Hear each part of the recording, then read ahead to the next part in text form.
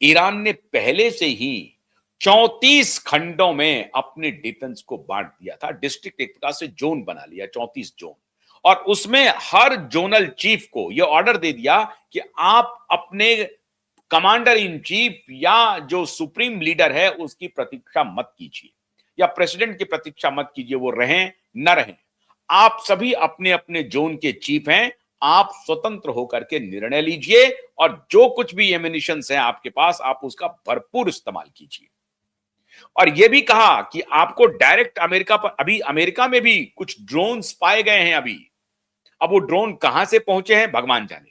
वो Chinese drone है, Russian drone है, ईरानियन ड्रोन है, लेकिन अमेरिका की टेरिटरी में ड्रोन पहुंचे दिखाई पड़े हैं। या अमेरिकन सी ड्रोन है मुझे नहीं मालूम, लेकिन ये खबरें आई हैं कि अमेरिका में कुछ अवांछित ड्रोन पाए गए हैं। इसका मतलब है अगर वो ड्रोन अमेरिका तक पहुंच रख रहा है, ईरान इसका मतलब 4000 किलोमीटर तक की रेंज को हिट करने की योजना बना रहा है। और ईरान के पास वो कैपेसिटी है, मिसाइल्स कैपेसिटी है। तो कैनी ने जो ये सलाह दी थी डोनाल्ड ट्रंप को कि साहब आप अगर ईरान से युद्ध लड़ना चाहते हैं लड़िए, कोई दिक्कत नहीं है, लेकिन फिर आप फाइनल असॉल्ट के लिए तैयार रहिए। आपको नेस्त नाबूद करना ही पड़ेगा, लेकिन नेस्त नाबूद करने तक आपको बहुत बड़ी कीमत चुकानी पड़ेगी। और हो सकता है कि वियतनाम और अफगानिस्तान की तरफ आपको दुम दबा करके भागना भी पड़े। वही पोजीशन हो रहा है। वियतनाम में आप 20 साल तक लड़ाई लड़ते रहे, कुछ नहीं हुआ। 20 साल तक, 50 साल तक, बल्कि 20 साल तक आप लड़ते रहे अफगानिस्तान में, कुछ नहीं हुआ। उसका हासिल क्या है? हासिल यह है कि आप अपनी सेना गंवाए, डेड बॉडीज आपके यहां ताबूत में भर भर के आते रहे, और अमेरिका में इसके लिए भयंकर हुआ और निक्सन को इंपीच किया गया। आपके खिलाफ भी इंपीचमेंट हो सकता है, ये उन्होंने कहा नहीं, लेकिन इंपीचमेंट के सारे माहौल बनते जा रहे हैं। अब स्थिति क्या है मित्रों? जापान अभी तक स्वीकार नहीं किया है कि हम आपकी मदद के लिए आएंगे। यूरोपियन यूनियन ने नकार दिया है, मतलब यूरोपियन यूनियन का मतलब है नाटो ने नकार दिया। नाटो की कोई शक्ति नहीं है, नाटो में तो सारी शक्ति अमेरिका की है।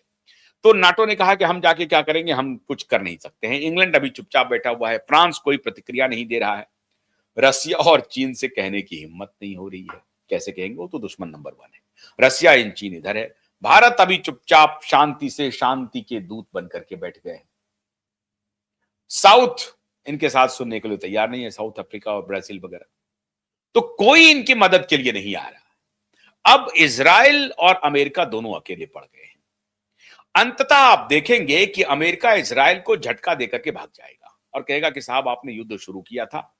ना यूरोपियन यूनियन सामने आया, ना इंग्लैंड सामने आया, जापान नहीं आ रहा है, भारत नहीं आ रहा है, चाइना और रशिया तो हमारे खिलाफ खड़ा है, आ नहीं रहा है, बल्कि चाइना और रशिया तो मदद कर रहा है अंदर खाने पर्दे के पीछे ईरान को।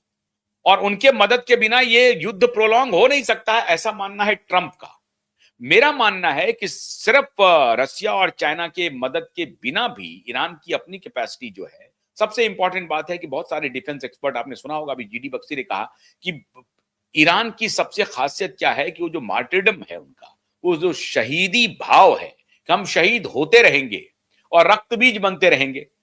मतलब एक मरा नहीं कि दूसरा उपज गया, वो खड़ा हो गया, और फिर दूसरा मरा नहीं कि तीसरा खड़ा हो गया, तीसरा मरा नहीं कि चौथा खड़ा हो गया। ये जो जज्बा है, ये ईरानियन में कूट कूट कर भरी हुई है। ईरान पीछे नहीं हटेगा वॉर से, किसी भी सूरत में नहीं। और उनके पास जो ड्रोन और मिसाइल है, वो इसकी बिना पर वो लड़ाई को लंबा खींच सकते हैं। और अगर लड़ाई लंबा खींचा, 1 महीने तक खींच गया, स्ट्रेट ऑफ हॉर्मुज पर इसी तरीके से कब्जा रहा, तो त्राहिमाम पूरी दुनिया में मचना तय मान लीजिए आप। कल ही भारत के प्रधानमंत्री ने इमानुएल मैक्रों से बात की है, उसका बहुत सारे स्ट्रेटेजी पर उन्होंने चर्चा की होगी। वो अभी नहीं आया है ब्रीफिंग की क्या बात हुई है, लेकिन उन्होंने बात की होगी। जाहिर है वो मिडिल ईस्ट के सिचुएशन पर भी चर्चा कर रहे हैं।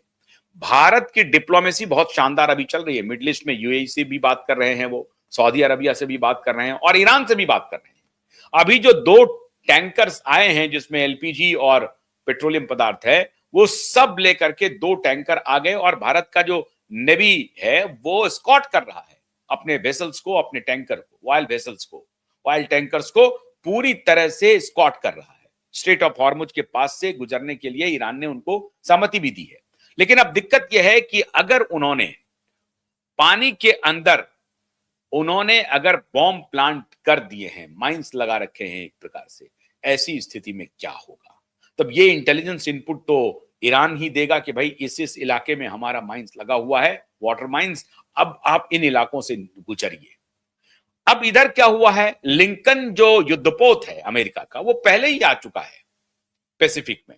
अब उनका जो सबसे बड़ा युद्धपोत है G4, उसको उन्होंने चलायमान कर दिया है मिडिल ईस्ट की तरफ, गल्फ की खाड़ी में, वहां भेज रहे हैं वो। और वो सोच रहे हैं कि G4 जो दुनिया का सबसे बड़ा युद्धपोत है, वॉरशिप है, उसके सहारे ईरान पर आर पार की लड़ाई लड़े। इजराइल की हालत साहब खराब है। हालांकि इजराइल बार बार, अभी लरिजानी की भी हत्या हो गई, लरिजानी काफी कमांड दे रहे थे। खबर है कि जो मुस्तजा है जो खमेनेई के पुत्र हैं, वो घायल हैं। उनका कोई वीडियो सामने नहीं आया है, लेकिन लरिजानी तो पब्लिक गैदरिंग में भी शामिल हुए थे। लरिजानी की मौत के बाद थोड़ा सा ईरान बैकफुट पर आया, लेकिन ईरान के हमले नहीं रुके। जैसा मैंने आपको कहा कि 34 खंडों में ईरान ने अपने सैन्य पावर को विभाजित कर दिया है, और सबके जो लोकल एरिया कमांडर है उनको पूरी छूट है कि अपने विवेक से, अपने विचार से आप जो स्ट्रैटेजी बनाना चाहते हैं वॉर की, वो बनाइए, और आपके जद में दुश्मन जो भी आ रहा है उसे परेशान कीजिए। अगर दुश्मन के साथ खड़ा होने वाला भी कोई है तो उसे भी परेशान कीजिए। इसीलिए अभी तक कुछ हो रहा था कि पहले आ रहा था कि जो यूएई है या सऊदी अरब है या कतर है, इस सब पर जो हमले हो रहे थे ईरान के तरफ से, तो ईरान कह रहा था कि देखिए मुझे मजबूरी में हमले करने पड़ रहे हैं, क्योंकि हमारा निशाना अमेरिकी बेस है, हमारा निशाना सऊदी अरब नहीं है, हमारा निशाना यूएई नहीं है। लेकिन अब ये कहने लगे हैं कि नहीं, उन्होंने अमेरिका के सामने सरेंडर कर दिया है, और सिया और सुन्नी का अलग विवाद है। तो ये कहानी और बढ़ रही है। अमेरिका अगर फुल फ्लेजेड वॉर में जाता है तो डैन कैनी की का जो प्रेडिक्शन है कि अगर आप रिजीम परिवर्तन करना चाहते हैं, ईरान को अगर पूरी तरह से ध्वस्त करना चाहते हैं, उनकी 9 करोड़ की आबादी को खत्म करना चाहते हैं, जो कि इम्पॉसिबल है, हो नहीं पाएगा।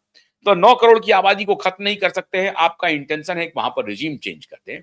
तो रिजीम चेंज करने के लिए आपको बिना मिलिट्री ऑन ग्राउंड उतारे हुए आप रिजीम परिवर्तन नहीं कर सकते हैं, और मिलिट्री ऑन ग्राउंड उतारना टेढ़ी खीड़ है। इसीलिए आपने जो अभी अब्राहम लिंकन युद्धपोत भेजा है, फिर दूसरा G4 भेजा है, इससे आप क्या अभी उखाड़ेंगे अगले 1 आध 2 4 5 दिन में, ये पूरी दुनिया देख लेगी। लेकिन इतना तय मान के चलिए कि अगर आपने 2 लाख सोल्जर को ऑन ग्राउंड उतारने का सोचा है, तो 15,000 डेड बॉडी के लिए तैयार रहिए। और अगर 15,000 डेड बॉडी वापस अमेरिका आता है, तो फिर इंपीचमेंट के लिए तैयार रहिए।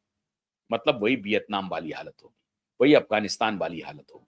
बड़ी तेजी से डोनाल्ड ट्रंप अनपॉपुलर होते जा रहे हैं। अभी उन्होंने कहा कि जो कैंट के बारे में कहा कि नहीं वो तो बड़े अच्छे आदमी हैं, लेकिन पता नहीं उन्होंने क्यों इस्तीफा दे दिया है, but he is a very nice man, ऐसा कह करके उनके बारे में कहा। डेन कैनी के बारे में कह रहे हैं कि नो, जो कोई भी बोल रहा है कि उन्होंने मुझे सलाह दिया था कि युद्ध में मत जाइए, यह गलत है। He is very much in war, rather he is always with our decision.